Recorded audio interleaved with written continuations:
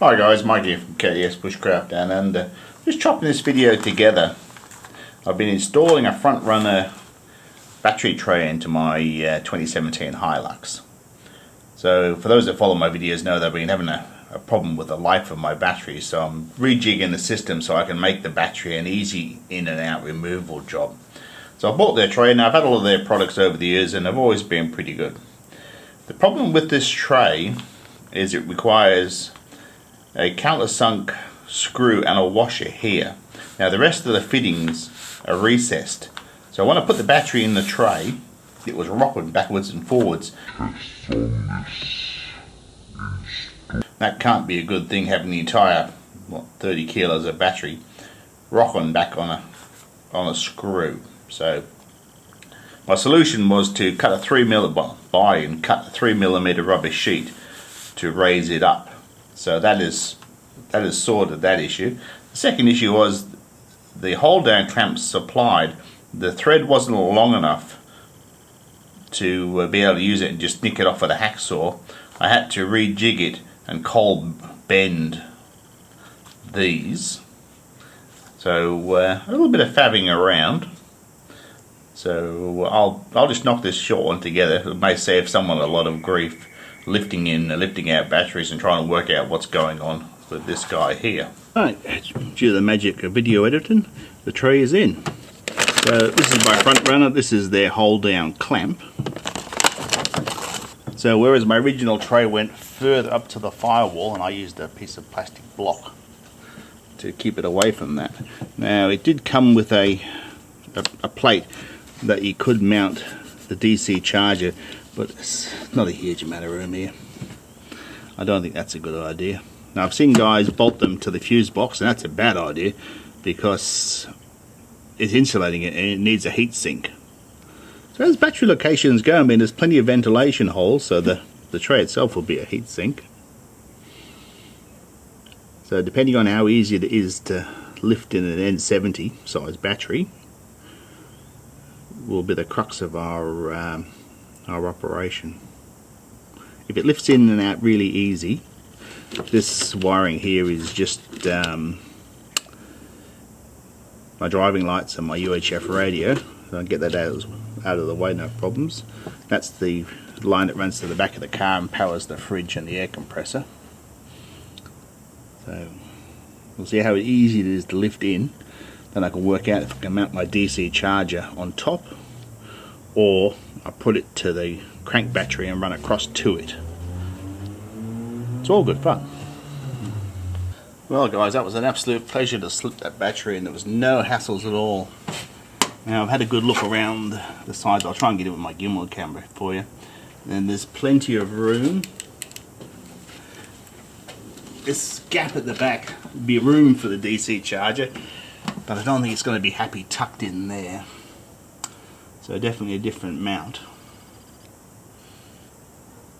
So I'll get a clamp on this and I'll work out where I'm going to go with the charger.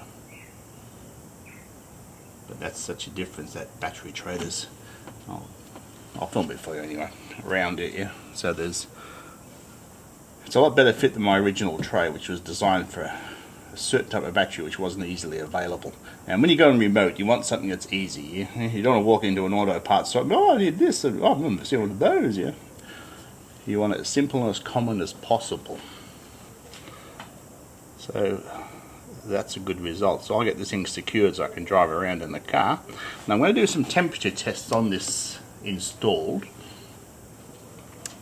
and see how hot it does get as we're coming into summer here. Oh well guys, just when everything's going along swimmingly, the hold down clamps that front runners supplied with these brackets are way too long and there's not enough thread. I can even cut them down to make them fit. Well, that's a tad disappointing, isn't it? Okay guys, there's always a bit of fabbing around. So battery hangers are too long because the bracket goes downwards. Now the battery was rocking backwards and forth. Now it's this fitting here. So the rest of them are all below the frame, but this one here just in front of my thumb, is slightly proud They put a countersunk bolt in, and this came with this extra washer, and to spread the load around, but it's not a good thing. So I've got some 3mm rubber sheet, and I've cut a hole in it, and that should sit nice and flat. So I've sent off an email to Front Runner, but I think I've already solved my problem, but I made a def to buy a sheet of rubber to do it with. Anyway, so I'll have to either shorten the brackets or use a conventional top bracket, but if I can bend them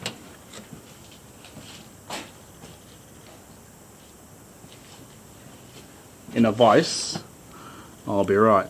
So if it was threaded further down, I could have just nicked it with a hacksaw, because I mean it's going to punch a hole in the bonnet at this height, so it's well and truly way too long. So I'll give it a go. I'll hacksaw through it and try cold bending it. I don't have any oxyacetylene gear, and see how that goes. There's always some fiddling around with these jobs. I don't know, guys, with that rubber sheeted, that is so much happier, because it was rocking on that one point. You could feel it. So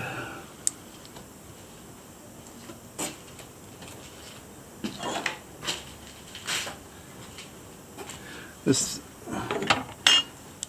bracket here, so I'll have to make some measurements and work out how much to cut off and how much to bend, if it will bend without heat as well. That's the tricky bit. Right, I need about 130, maybe 135 from this bend here.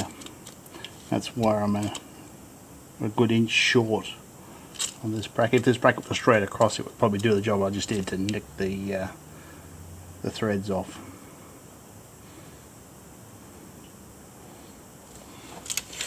And I want some hacksawing fun. Okay guys, so I've removed all that from that. A pretty reasonable facsimile, giving us a file down. Got the angle pretty much the same. So we'll fit this one. Then on the inside one there's a wiring loom. I want to check that as well, to make sure it's not touching it on the upstroke. I actually might actually make it a little bit shorter than this one on the up. Alright guys, that worked out quite neat. Now when you come to tightening the batteries down, don't go ballistic, alright? Quarter drive here, just like a screw, it's enough.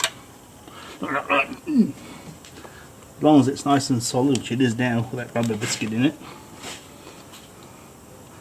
So if these are metric threads, which I hope they are, they've got nuts and washers on, but I may put a couple of metric HiLux on top or replace it here. Just they're a bit of a pain.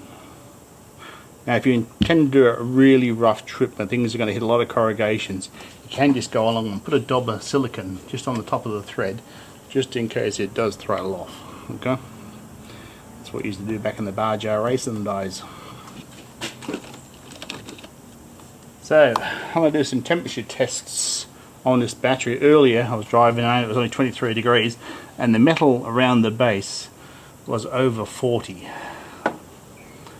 So my thoughts are maybe making a heat shield for these three sides, leaving the back open. It's all a bit of a stab in the dark.